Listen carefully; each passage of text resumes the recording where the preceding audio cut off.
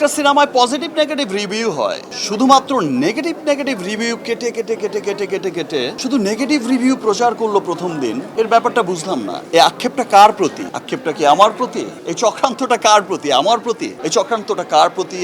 সান motion পিকচারের প্রতি, না রুশোর প্রতি, না আমার অন্যান্য কোনো আর্টিস্টের, আমার নায়িকাদের প্রতি? কার প্রতি আমি বুঝলাম না। নাকি বাংলা সিনেমার প্রতি? নাকি যারা চাইছে যে বাংলা সিনেমার উন্নতি চাইছে না শুধু তাদের, মানে তারা চাইছে, কিছু মহলই চাইছে, স্পষ্ট ক্লিয়ারই হয়ে যায় যে কিছু মহল চাইছে যে বাংলা সিনেমার যেন উন্নতি না হয়, যতটুকু এসেছে তার থেকে যেন আবার পিছিয়ে সেখানেই চলে যায়, আর যেন নতুন ধারার কোনো গল্প সৃষ্টি না হয়, আবার যেন একই ধারার গল্প বলতে বলতে বলতে বলতে এক সময় বলে যে বাংলা সিনেমা তো শুধু এই, আর তো কিছু দেখি না, শুধু মোটর গান, মেশিন গান, মারামারিও হবে, সব ধরনের সিনেমা হবে। তাই বলে যে নিটল প্রেমের গল্পের সিনেমা হবে না সেটা তো না, তাই বলে যে মধ্যবিত্ত আপার ক্লাসের গল্প হবে না সেটাও তো না। একটা সিনেমা, একটা গান, একটা সবকিছু সবার জন্য। এবং আমি সেকেন্ড ডে থেকে আবার যখন দেখছি যে রিয়েল রিভিউগুলো যখন আসা শুরু হয়েছে, সবাই যখন সোচ্চার হয়েছে, যারা সিনেমা প্রেমী এবং যারা সিনেমাকে সত্যি সত্যি ভালোবাসে এবং সত্যি সত্যি চায় যে সিনেমা অনেক ভালো করুক, আমাদের সিনেমা ভালো করছে, বিশ্বমানের সিনেমা তৈরি হোক, ভিন্ন ভিন্ন গল্পের সিনেমা